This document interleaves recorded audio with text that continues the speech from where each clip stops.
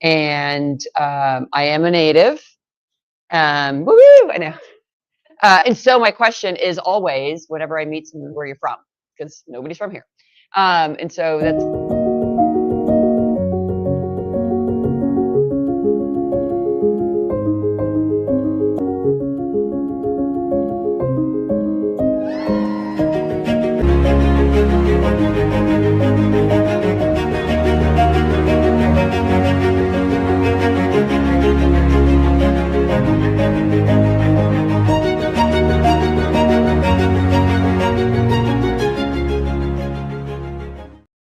some bubbles, and not like prosecco bubbles, just like some club soda bubbles. Pretty boring now. Although tequila's all right, so maybe some fun like that.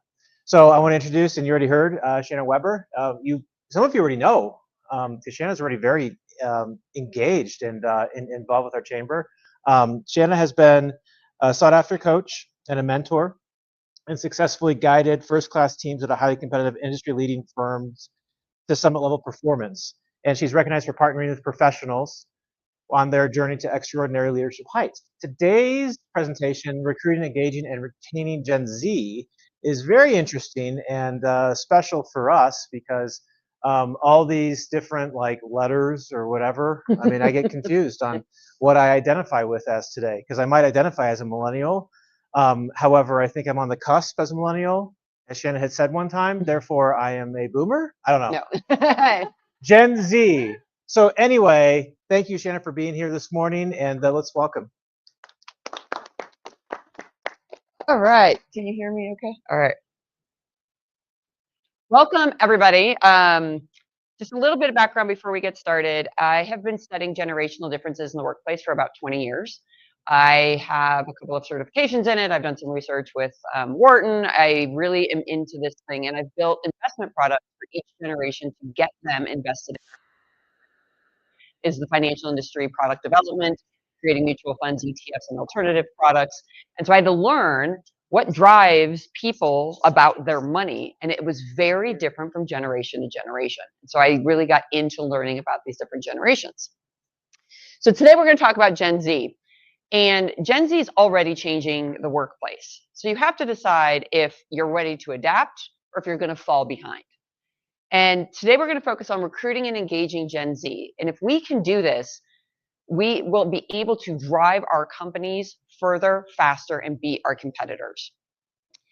Gen Z is its own unique generation, very different from a lot of the previous generations, especially in the workplace. And we're going to talk about why that is today. What makes this generation so incredibly unique? Go ahead. We're going to get there. Don't you fret. Gen Z is currently the youngest generation in the workplace. So yes, the youngest generation in the workplace. And I'll say it's everybody 29 and under is the age bracket I use. And we'll talk a little bit about the different age brackets. Here's why it matters. There's already 17 million Gen Zers in the workplace today, surpassing the boomers. And there are only a third of them are in the workforce yet. So by 2030, Gen Z will be larger than Gen X and as big as the millennials. So they are going to be driving what's going on in our workforce within 5 years. And did you know that replacing a $100,000 employee costs a company up to as much as $200,000 in lost productivity, work in order to find a new person, time away from people's jobs to interview, and resources in order to recruit? Gallup had a stat out that says low engagement and turnover is costing companies annually $8.8 trillion with a T dollars a year because of lower productivity. So when people are not engaged in their workforce, they don't work. And when people don't work, they bring other people down. And when people don't like what they're doing, they leave, and you have to replace them, and you have high turnover, and you have to retrain. And this is costing companies a lot of money. So we know that the stakes are high, but so is the opportunity. Gen Z is the most entrepreneur, innovative, and driven generation that we've seen yet. They're socially aware, they're socially conscious, they're motivated by their passions, and while against common rumor, they are willing to work harder than most generations. in the past when they're connected to the message. So my hope is today you'll walk away with a couple of tactical things that you can do within your organization, working with your employees, but also working with your clients that are going to be of the younger generation, to have them really connected to your company, creating more engagement, more productivity, and a lot more competitive advantage. So before we get started, we're going to do a bit of grounding. And I want you to think about one of your key values. Something that you've always grown up with, something that maybe came from the community you grew up in, your parents, the culture that your background is from. Maybe it was something that was really popular to believe in, military-based, or something around your community. But I want you to think of one value that it's your ride or die. This is the value that you live every single day. It drives your decisions. It drives your passions. It makes you do what you do. Okay? Everybody got kind of their one value? It should be pretty easy. One thing that you're like, this is my jam. And I want you to think about how you live that value every day. What you do, how you show up, how you talk, what you commit to, what decisions you make. What drives you to do what you do every day is probably related to this value. So what are some of the values you have? Just shout them out. Conviction, dedication, reliability, relationships, integrity. Okay? These are things that are like in your innate DNA, right? Like so I want you to think now about when your value gets interrupted.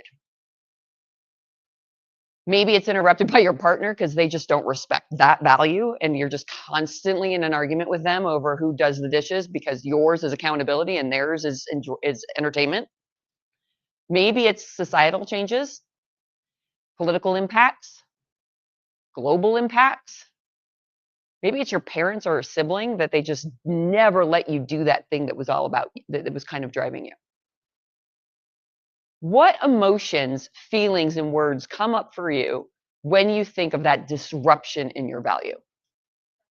Frustration, stress, anger, right? Imagine if you had to go to work every day and your key values were disrespected. What you truly believed in, what motivated you, what drove you to do you was told, you know what, we don't do that here. That's not how we work here. You have to do what we tell you to. It's not the way it's done. You got to put in your time. You don't deserve that yet. This is what we are doing to Gen Z every single day. So what we're going to do today is we're going to talk about what are the generational differences of Gen Z? Why do they have those differences? And most importantly, what values does their experience in life create that are going to be showing up at your workplace? What can we do about it to better engage them and retain this talent? All right. So we're going to talk a little bit about generational characteristics. We're going to talk about the Gen Z influencers, what influenced them to become who they are as a generation. And then we're going to talk about how to work best with them. So to your question, we're going to go through the generations. So there are currently 5 generations in the workforce today, actively in the workforce. This is the first time in history, 1, that people lived long enough, 2, that people worked this late, that we had 5 generations. The generations are also getting shorter because of technology. We'll talk a little bit about that. So you have your silent generation. These are 1925 through 1945. These are going to be your individuals who are 79 plus.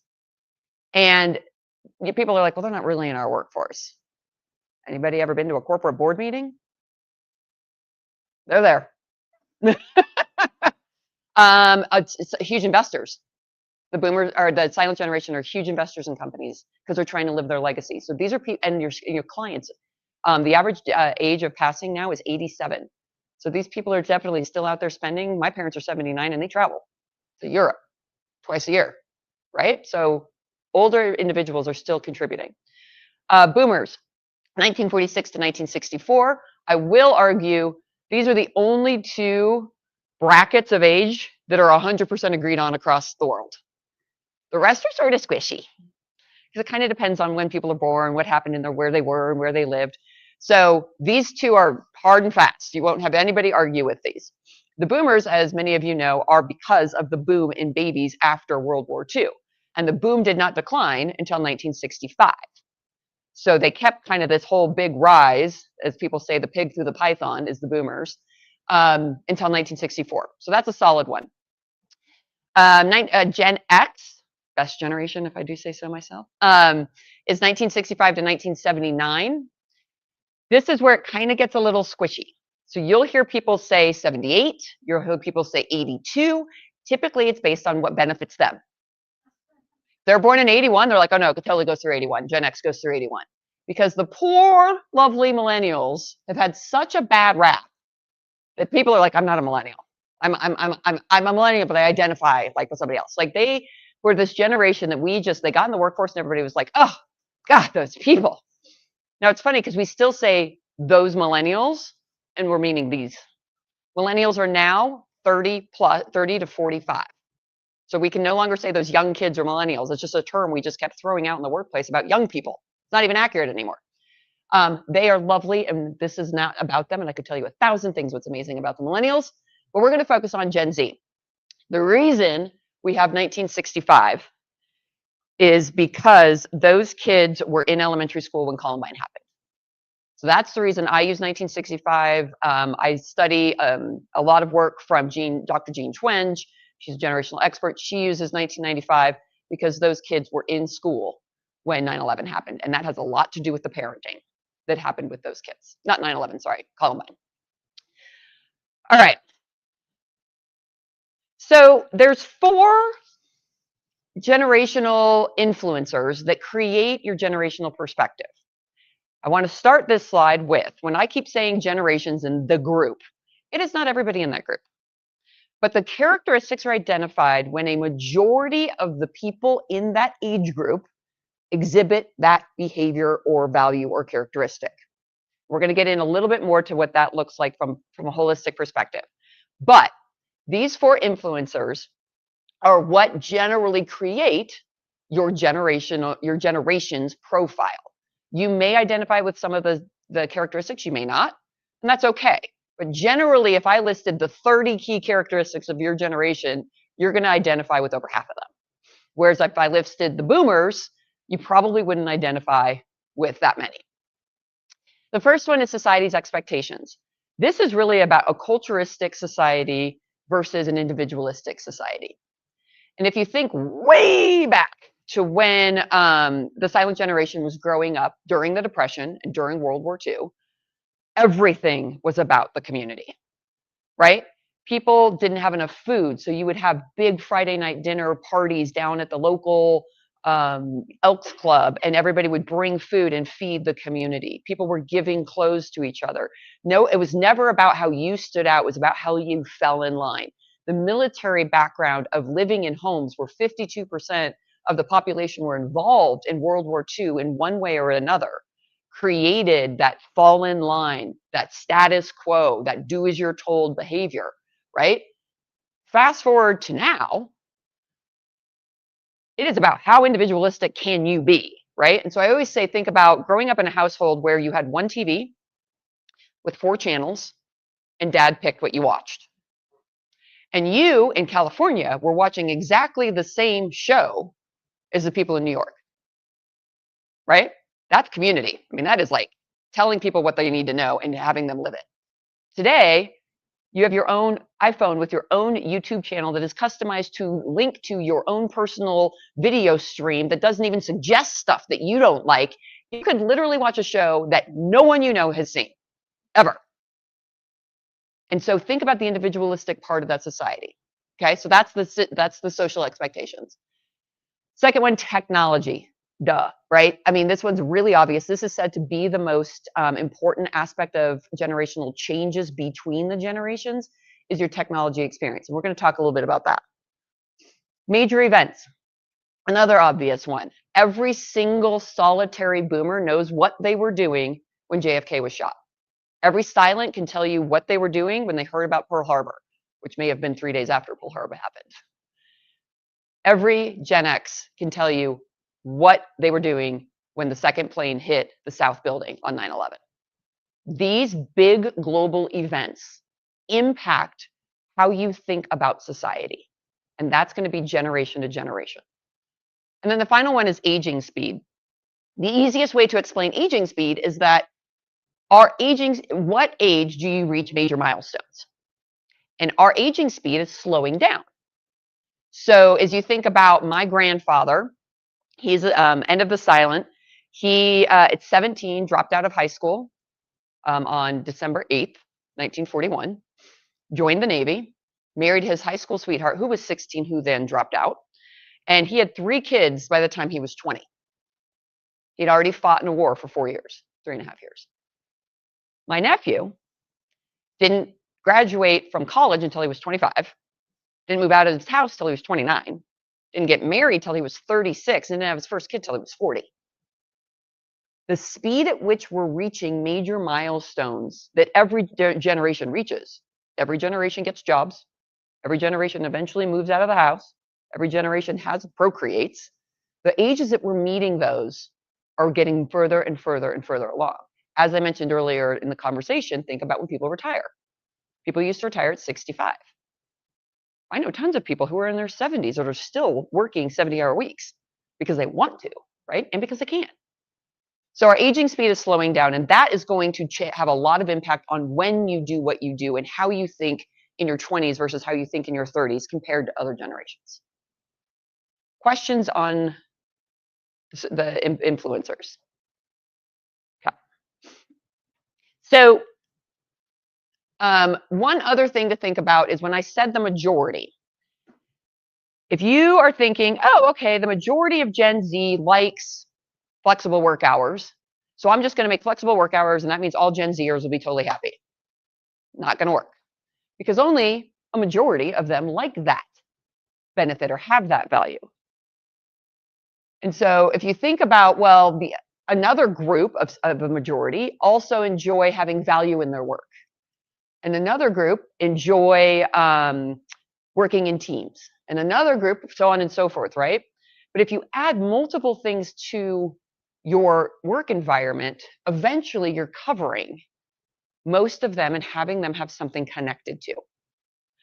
And so I always say one size doesn't fit all, but if you have multiple sizes, you will address the needs on your team. So when we think about solving a problem, don't solve one problem. Think about how you can make small tweaks to attract to multiple needs. And this is true for any leadership position. All right, we are going to talk, the biggest thing I hear about Gen Z is their tenure. When I go to companies, they're like, they just quit. Like, I just hired them and they just quit. Like, I don't understand. Like, nobody quits.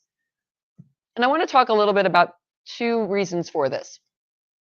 The first is the big difference between now and back then, for all of us who grew up back then.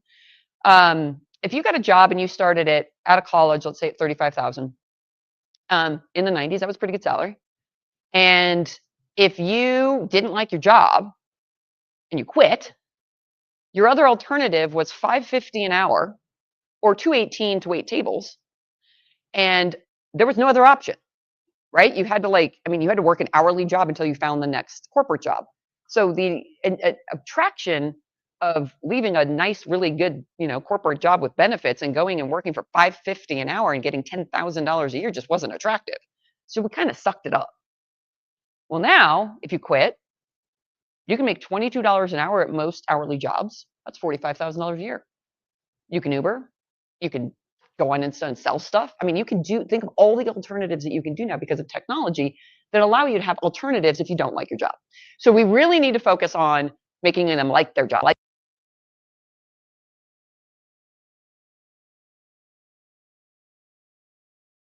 Generations.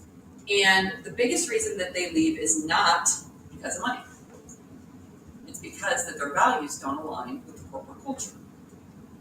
So 74% leave because of the lack of skill building opportunities. They get put in jobs where they just are told to shut up and go to work. 65% leave because of the lack of meaningful work and development. 54 are not connected to their team or their company, don't believe in their values, don't agree with their team members' perspectives. Remember, this is also the most socially accepting generation that we have. Personal values don't equal company culture. And then 45% lack support and recognition. So this is why they're leaving.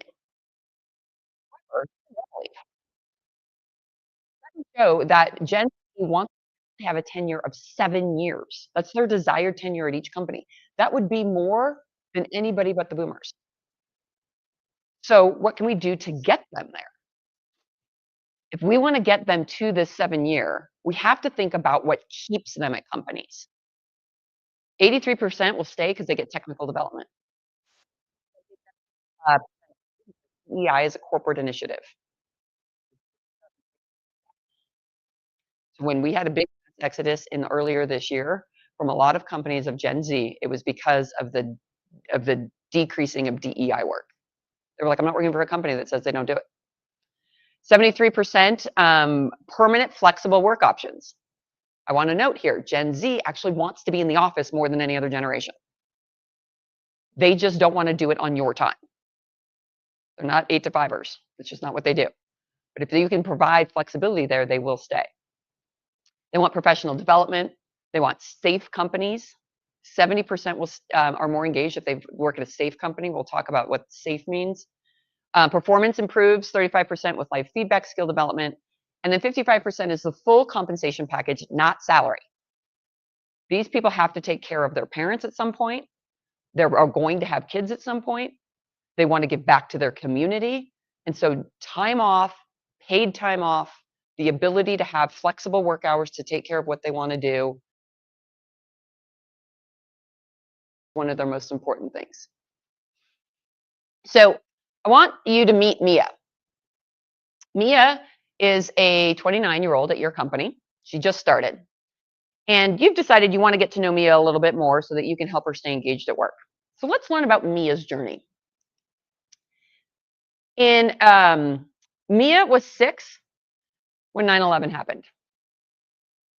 And then America entered into the longest war in history, 26 years, or no, sorry, 20 years. She was 26 when the war ended. Her entire life, we were at war with other countries. When Mia was 10, she was introduced to a global catastrophe environmental with Katrina, killed over 1,800 people and cost nearly $108 billion to fix New Orleans after Katrina. By age 10, she was already watching YouTube videos on how to do makeup and how to pitch a better softball. She had her friends and her all had Facebook accounts. When she was 13, she learned that you could lose 40% of your savings if you invested in the market, and her sister couldn't go to college because her parents lost that investment. In her 13, her first year as a teenager, she saw a Black president empowering her to believe and support equality and progress in our society. She got her first cell phone her iPhone at 15 and had an Instagram account before she turned 16. Back to environmental impact, Deepwater Horizon oil spill was the largest man-made disaster, killing 200,000 animals and taking 15 years to clean up. When she turned 18, she entered the biggest political divide in the nation's history, and she learned that what happens to women at work and Me Too.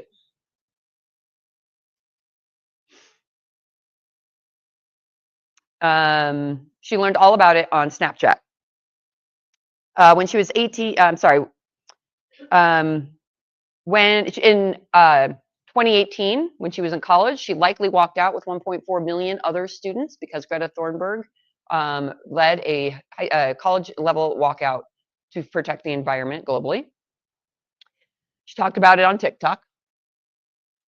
And her vision of equality was imploded when George Floyd was killed, and BLM became a household term. When she started her new career, 2 years later, she was sent home, making Zoom her main form of communication with her company for over 2 years, limiting her exposure to corporate norms. When she returned at 27, AI was already taking jobs, leading her to need to level up her skills and capability in order to compete. If you think about this as a lifetime, and you're trying to have her do the old corporate ways of fall in line, just do your thing, don't ask questions, it's not going to work. And then the last one I want to talk about is the need for safety for this generation. I do want to start with, we hear a lot about psychological and physical safety for this generation. This generation is not a bunch of babies. They don't want to be coddled. They don't need to be protected from their, from themselves. They don't think everybody gets a ribbon or a trophy. They are extremely entrepreneurial and extremely competitive. But there have been 2,089 school shootings in their experience from elementary school through college. It's 100 a year. School shootings. That's not to mention movie theaters, grocery stores, marathons, New York City streets. It's not to mention any of that. It's just at school. The suicide rate for kids ages 10 to 14 has tripled since 2017. Tripled. 10 to 14-year-olds. This is no joke, guys. When they say they need physical and psychological safety, they can't work without it because they are truly fearful for their lives in every environment they walk into. So if you have an office that doesn't have security, think about that. If you don't have a safe place for them to go when they're stressed, you might need to create a room. They have more stress than we've ever known. And they see it all every second on their phone. Anyone in here remember or can connect with, we never heard of kids getting kidnapped.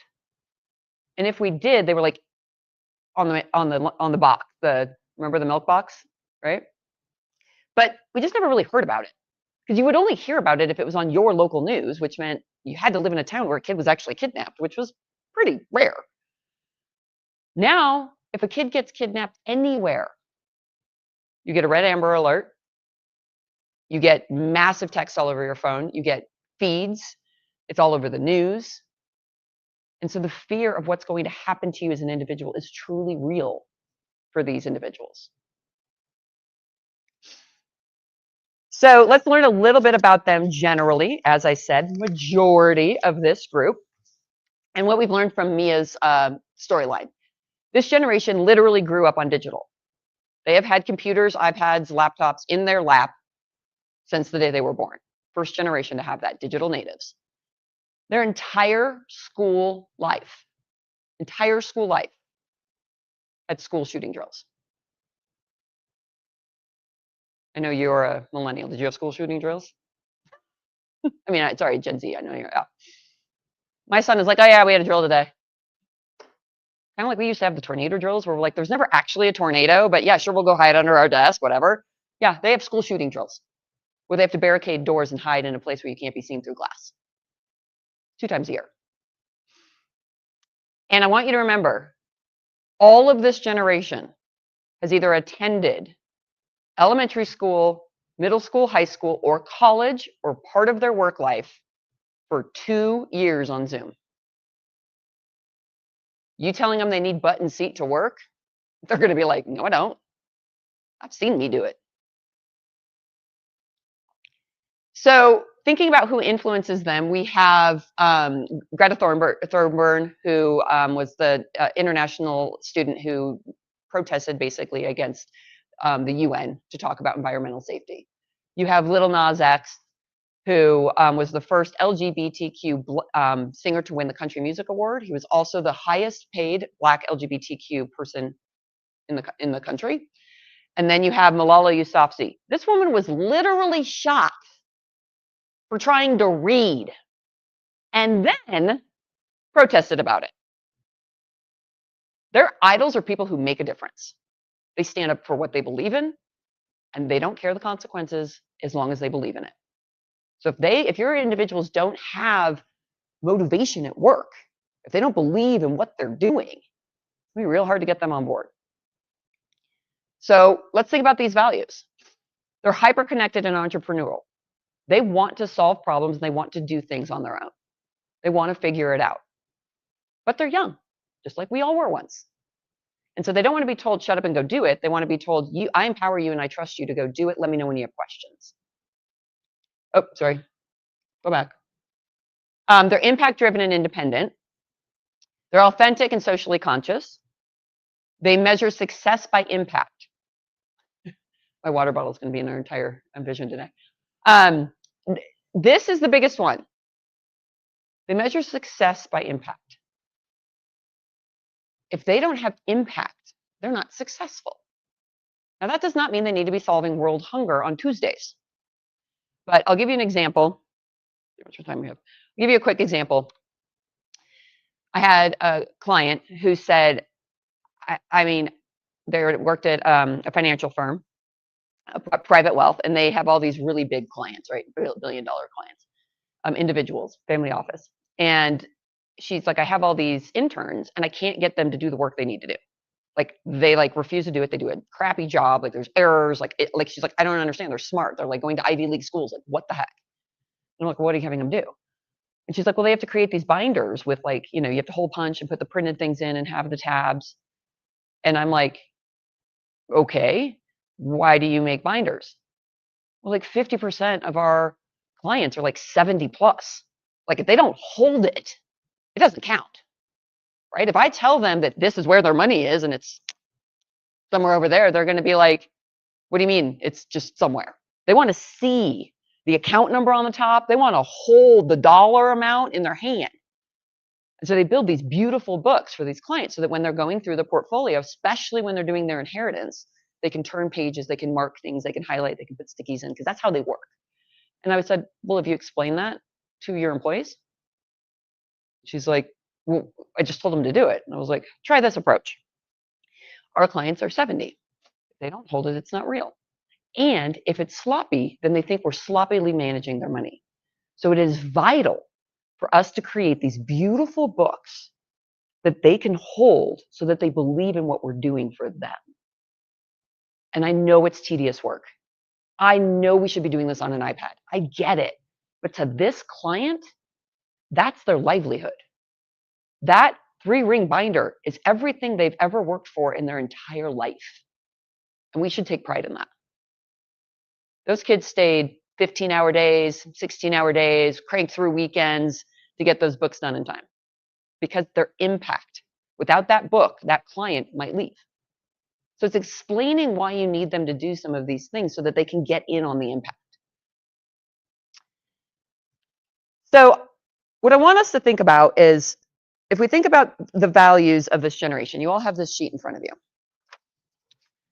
And it talks about Gen Z's values at work and at home and outside of work. And so if we think about these values, flexibility, mental health support, back to the benefits, physical and psychological safety, how are you protecting their space? Career development, authenticity and transparency, that's with telling them what the books are for. Be like, I know this sucks, dude. I've made hole punch binders. I know, but it's important to the client. DEI commitment. I don't know what your political view is on this, but if you don't have it at your work, you're gonna have a real hard time getting that generation to commit. And diversity, equity, and inclusion. And it's about, if they signed up for a company that said, we support diversity in our workforce, and then all of a sudden they're like, you know what, we're just gonna put that in the back books. I mean, we do, but we're just not gonna commit to it. We're just not gonna write it down anywhere. They're gonna be like, then you don't commit to it, right? So to them, that's the authenticity and the transparency that comes into what you believe in and what you're supporting. So again, DEI is a big one, but it could be any value that you're like, we do, but we don't. Recognition and feedback. Recognition on work well done and recognition on contribution, not fake gold stars. And then tech integration. They want to do things faster, more effective. We used to hire interns and we'd be like, okay, so for the next 6 weeks, this is what they're gonna work on. Week 2, they're like, so now what do I do? Because they had figured out how to build an algorithm. They'd already built the model. They'd done the scan, and we're like, I have nothing for you to do for 4 weeks because it takes us 6 weeks to do that work. So figure out how to leverage that knowledge with getting them to do technology. Personal outside. So as you think about what you're doing inside the firm, what do they want to do outside the firm? Work-life balance, and this is not like we think of work-life balance. This is, I'm going to run a marathon in 2 weeks, so I have a 4-hour training 4 days a week. I can't be into work by 10 because it's dark. I can't start running until 7:30. So we got to figure something out because I can't run in the dark, right? So they may need flexibility in that work in order to do what they want to do in their life. Financial stability. This is not wealth and riches. Who's my Gen Xers in here? 1979 to 1965. So we kind of hoard ourselves out for money. We're like, yeah, tell me what to do. You want an 80-hour work week? Sure. Because we were all about the stuff. We wanted the car, we wanted the house, we wanted the Porsche, we wanted the boat, we wanted the second house, we wanted the ski house, we needed the Range Rover, like, right? I mean, we were like, give me the stuff, because that shows that I made it. And now we're all like, I don't think it's about the money anymore, because we're going through midlife crises, but that's a whole different story. They just want enough money to survive. They want enough money to be able to do the things that they want to do. They're not living extravagantly. They're not buying Range Rovers. They can't even buy houses, so forget that. They're just buying, they just need to rent, and they want a car that gets them to work or some public transportation, and they want to be able to go on some vacations. But they really, really want the financial stability for the future. They are maxing out their 401k contributions. Any of them who have children are already contributing to 529s. So those benefits at work are really important. Personal growth. If you're not challenging them, if they're not getting challenged in life, they'll find something to do it. If it's not at work, they'll find something outside of work. Social connection, like I said, they do want to be in the office. They do want to learn corporate culture. They do want to learn accepted behaviors, and they know they don't know them. And so how do we create that environment for them in a safe way? And then health and wellness. Again, that whole package. This generation, they do triathlons on Saturdays. They're hiking 15ers, right? They're riding on bike, crits. Like, they're doing all the stuff. They're all over the place with the athletics. So from a benefits perspective, can you provide free gym memberships? Can you provide, a day off for them to go hike a 14er together? Like, something that gets them connected together in the environment. And so as we think about these value sets, you as decision makers in your company have the ability to make small tweaks. I'm not expecting all of you to go back and be like, okay, we're going to change the entire corporate culture for 20% of the workforce and hope that it's the best for the next 10 years when they all get bigger. That's not what I'm asking. I'm asking you to think about, in these areas, what tweaks can you make, right? Maybe it's more frequent career discussions with roadmaps. That's not changing anything at your firm. It doesn't even cost you anything. Maybe it's learning and development opportunities. You do workshops like this where people learn new skills and they can learn it together and then they go practice together. Maybe it's the way we communicate. Asking people, would you rather have me send you an email with a long bullet list, or would you rather come in and have a conversation? Either way, you got to tell them what to do. Right? These are little things that you can do that will help retain and engage your Gen Z talent. What questions do you guys have?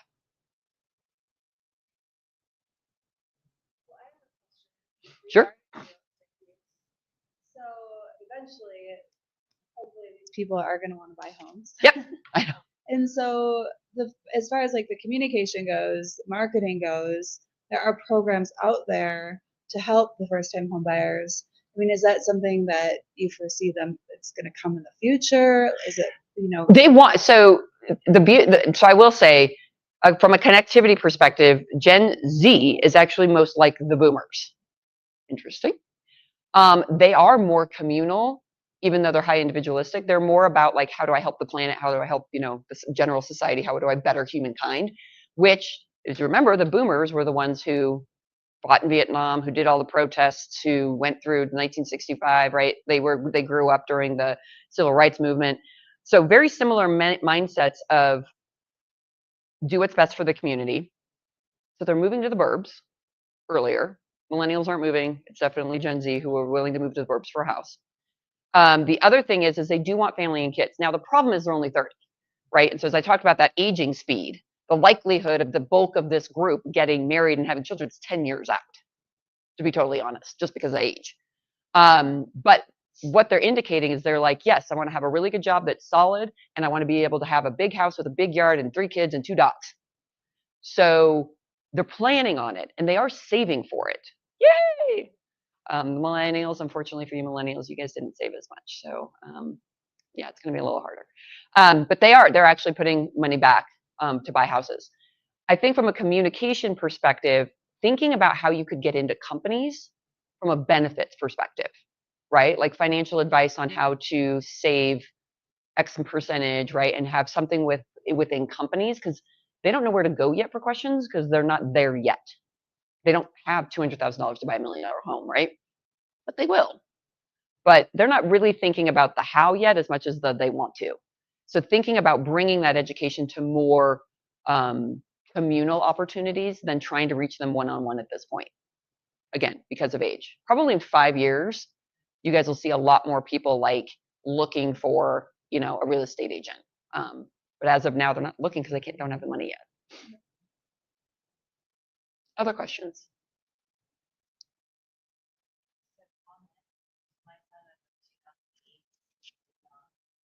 Mm-hmm. And we just had a senior night, and what was really interesting is one of the goals that the coach kind of writes them down. And 3 out of 5 of them, their goal was to have a family. Mm-hmm. Like, and these were boys. Yep. Like that was their goal. So I think that's. And again. Said that. I mean, these were 17-year-old boys. Yeah. Their goal, like a wife and a house and a family. And you would have asked Gen X that at 17, we would have been like, I want a Porsche, a Lamborghini, and right? Like, I mean, we would have never been like a kid. Those things suck money out of you. Like, no, I don't want one of those. But I also think the aging speed is really important for those of you who are like, bring in these as clients. You have to think of where financially they are as a client, right? They are making money, they're saving a crap ton comparatively. They are maxing out. So maxing out your 401ks, I think right now is at 19.5, could be more this year.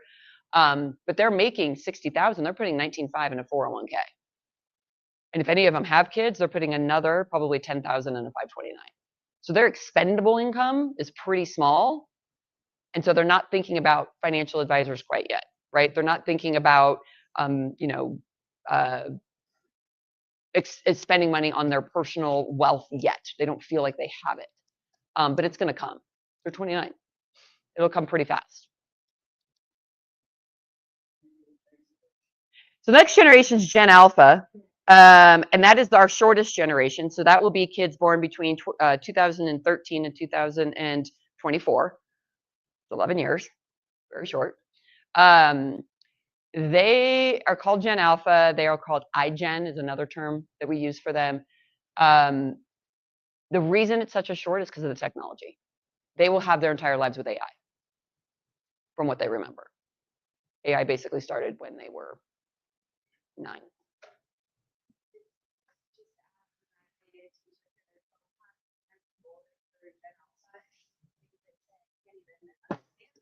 Because I'm Gen Z, but the amount of time they spend on like TikTok and all these like new words, I'm like, what are you guys even saying? Yes. I don't understand. And it's very similar. It's funny because Gen X, us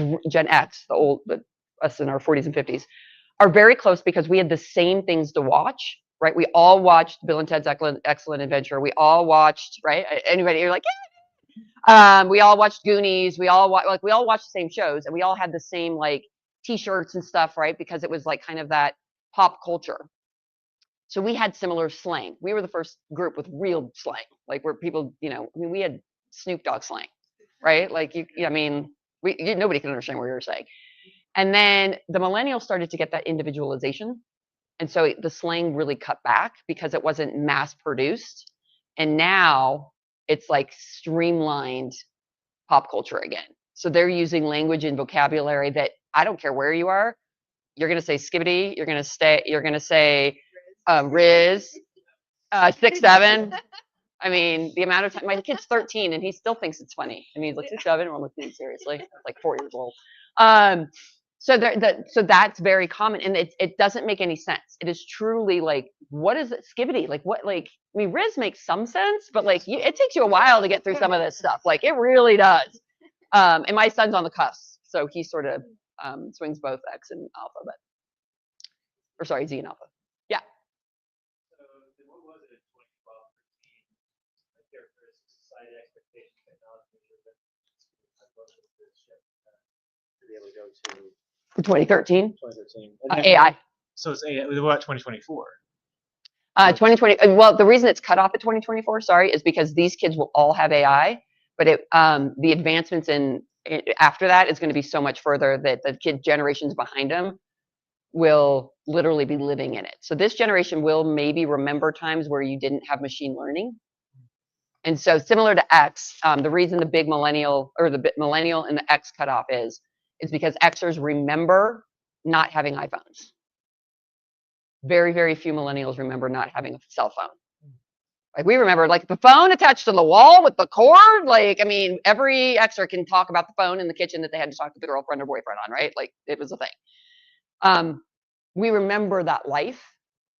And so Gen Alpha, most of them are right now, they're 12, 11, 10, 9, 8, right? They will remember life without machine learning. The next generation, because of where AI is progressing so fast, by the time those kids are 5 years old, AI is going to be an embedded part of their life.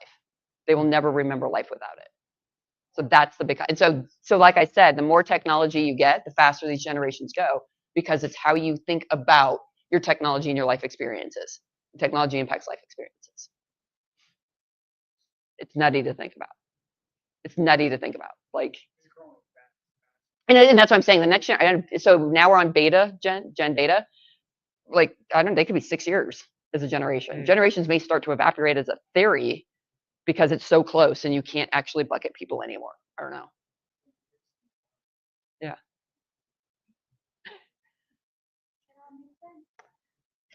Right? It all makes sense. See? Any other questions?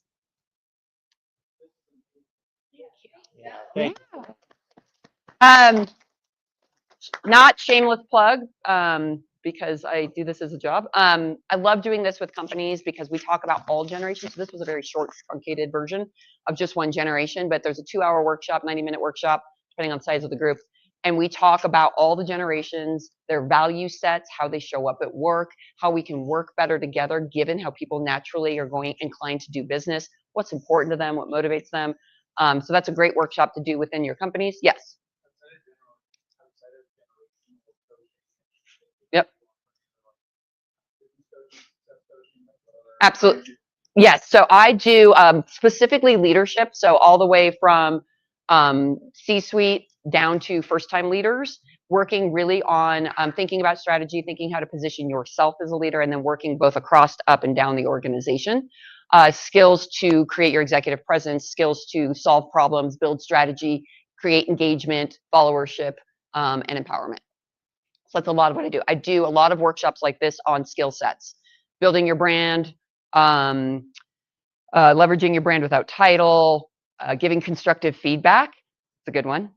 If you don't know how to do that, I got a workshop on it. I just did one last week on managing up, so how to manage your manager so that you're more effective.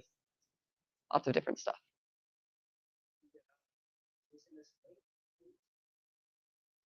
Where's the flyer? Oh, the flyer. My website is on the flyer. Check out the website. There's a lot there. You can also email me directly from the website. And for all of you that know me, happy to answer any questions next time I see you. All right. Thanks, all. So I love that you had a shameless plug because there's no shame in making money. And what I can say too is AI and everything that's to come. Here we all are shoulder to shoulder, so it's pretty exciting that we can kind of take technology, embrace it, but we can also still be a community, and we